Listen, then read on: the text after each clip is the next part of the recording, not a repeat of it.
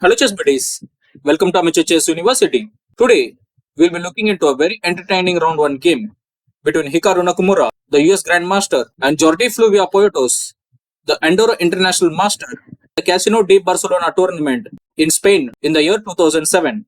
You surely don't want to miss this. So without further ado, let's get straight into the game.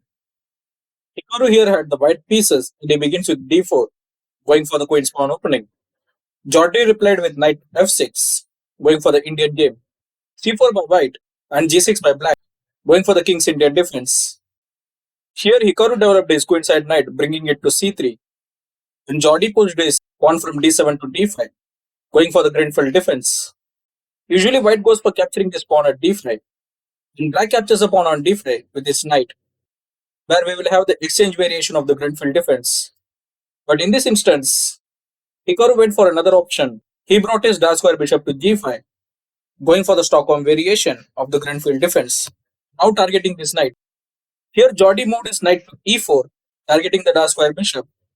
Although it was not played in this game, white can actually go for a pawn capture on d5, allowing a temporary sacrifice of the dark square bishop. And if black captures the dark square bishop on g5 with the knight, then white can push the pawn from h2 to h4. Now this knight at g5 is no square to move without being captured. But in this instance, Hikaru didn't want to give up his dark square bishop in exchange of the knight. So he moved his dark square bishop to h4, and now Jordi captured the knight on c3 with his knight, and Hikaru captured the knight back with his pawn at b2. Here pawn captures the pawn on c4, and Hikaru pushed his e2 pawn to e3, allowing his light square bishop to target this undefended c4 pawn. Here Jordi developed his light square bishop, bringing it to e6, defending the c4 pawn, and Hikaru brought his queen to b1, targeting the b7 pawn. Here Jordi developed his queen from d8 to d5, targeting this diagonal while also defending this pawn at b7. And Hikaru pushed his pawn from a2 to a4. Now Jordi developed his queenside knight, bringing it to c6. And Hikaru developed his kingside knight, bringing it to f3. Here Jordi brought his dark square bishop to h6, preparing to push his pawn from g6 to g5 next. And Hikaru developed his light square bishop to e2. Now Jordi pushed his pawn from g6 to g5, targeting the dark square bishop. So here Hikaru moved his dark square bishop to g3, now targeting the c7 pawn. Here Jordi pushed his pawn from g5 to g4, attacking this knight at f3. And Hikaru moved his knight from f3 to h4, while also continuing to protect this pawn at g2. Here Jordi pushed his f7 pawn to f5, and Hikaru castles on the king side, and Jordi also castles but on the queen side, providing support to this c7 pawn with his king. Here Hikaru moved his light square bishop to d1, and Jordi moved his queen to a5, targeting this c3 pawn. Now Hikaru brought his light square bishop to c2. Here Hikaru was ready to give up his c3 pawn in exchange for the pawn at f5, which he was targeting with his light square bishop, queen, and the knight. So here Jordi moved his rook from h8 to f8, providing additional support to this pawn at f5. And Hikaru moved his queen to b2, protecting this pawn at c3. Here Jordi moved his dark square bishop from h6 to g5, targeting this knight at h4. And Hikaru moved his rook from a1 to b1, double-attacking this pawn at b7. And Jordi moved his pawn from b7 to b6. Hikaru moved his rook from b1 to e1. Now Jordi cannot simply push the pawn from f5 to f4, because the rook at e1 will be targeting this undefended bishop on e6. So here Jordi went for capturing the knight at h4 with his dark square bishop, and Hikaru captured the dark square bishop at h4 with his dark square bishop. Now Jordi moved his light square bishop to d5, targeting this diagonal, and Hikaru moved his dark square bishop back to g3.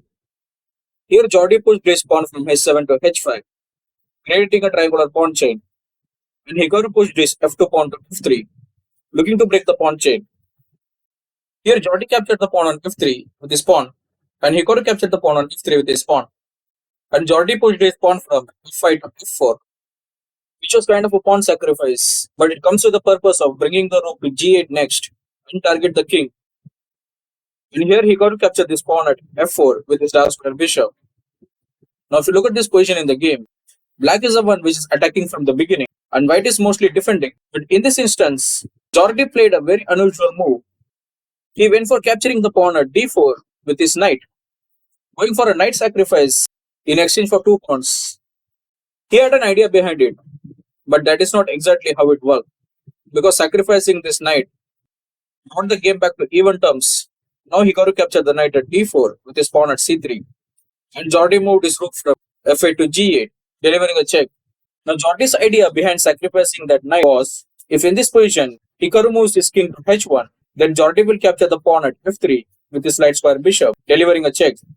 Then Hikaru will be forced to capture this light square bishop at f3 with his rook, leaving this rook at e1 undefended. And now Jordi will capture this rook at e1 with his queen, completing the checkmate. As good of an idea that was, at the elite level, this kind of mistakes don't happen much. And it was from this position we started witnessing the king walk. Here Hikaru moved his king from g1 to f2, and Jordi moved his queen from a5 to d2, delivering a check. Here Hikaru played his rook from e1 to e2. Now Jordi brought his rook from g8 to g2, delivering a check. And Hikaru captured this rook at g2 with his king. And Jordi captured the rook on e2 with his queen, again giving a check. Here Hikaru moved his rook from f1 to f2, and Jordi brought his rook from d8 to g8, again delivering a check. And here Hikaru brings his dark square bishop to g3. In this position, Jordi should have went for capturing this pawn at e3 with his queen, keeping his queen out of harm's way. However, he decided to capture the pawn on f3 with his light square bishop, giving a check. And Hikaru moved his king to h3. Now Jordi brought his light square bishop to g4, giving another check. And Hikaru moved his king to h4. With no more immediate checks that can be given, Jordi captured the pawn on e3 with his queen. Here Hikaru moved his queen from b2 to b5, and Jordi captured another pawn on d4. And now Hikaru moved his queen to e5, launching a double attack on the c7 pawn, preparing for checkmate. Now Jordi didn't want to go for the queen exchange in this position, because although he had 6 pawns to Hikaru's 2, he was still a dark square bishop down. So here he moved his queen to d8, now protecting the d7 pawn. And now Hikaru moved his rook to d2, and Jordi cannot capture this rook at d2, because he will get checkmated in the next move. But he will also not be able to move his queen to any other squares. So he brought his light square bishop back to g7. Now Hikaru moved his rook from d2 to d4, targeting the c4 pawn and then attacking the c7 pawn next was his idea. But here Jordi moved his pawn from e7 to e6, opening up a discovered check from his queen. And here Hikaru captured the pawn at h5 with his king. Now Jordi moved his bishop to e8, delivering a check. And Hikaru moved his king to h6. Now Jordi moved his queen to e7, preparing to bring his queen to f8. And Hikaru prevents this by bringing his rook to f4. Now Jordi brought his light square bishop to f7, and Hikaru moved his queen to f6, again asking for the queen exchange. Jordi declined this, moving his queen to f8, delivering a check, and Hikaru moved his king to h7. If you look at the position now, in comparison to the beginning, it is completely in favor of white. Even though this white king is ridiculously close, there is not much that the black queen, the rook, or the light square bishop can do here, because it's white which has all its pieces more active and attacking at the same time. Now there is one very good move that can push this game to a draw, but Jordi failed to find it. So feel free to pause the video and try to figure out this move Jordi should have played here. If you're able to figure it out, well done. The move Jordi should have played in this position was bringing his rook to g6. With this move, black would have threatened checkmate by bringing the queen to h6 or g8 next. The only option that would have been left with white here was to capture this rook at g6, the queen, and black will capture the queen at g6 with the light square bishop, and the king will capture the light square bishop. Now we would have had an interesting situation where white would have had a rook and 2 bishops with 2 pawns, while black would have had the queen, and it can be stretched to a good draw. But Jordi missed this idea. He moved his king to b8, and here Hikaru moved his rook from f4 to f2. And Jordi made another mistake here. He pushed his pawn from e6 to e5, and Hikaru captured this pawn on e5 with his queen, now threatening the checkmate. And it was in this position on move 43 that Jordi resigned the game. Just look at this position. Jordi would have never thought, having the opponent's king this close, surrounded by his queen, rook, and the bishop, he would actually be on the back foot in the end and would be forced to resign. Hikaru's king made a beautiful march from f2 to h7, navigating through the checks and still standing strong in the opponent's territory.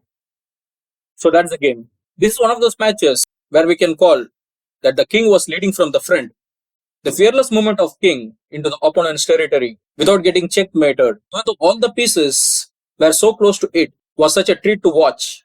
This game will surely go down in history as one of the craziest chess games.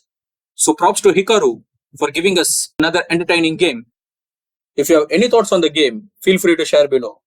Thank you for watching. Take care. See you.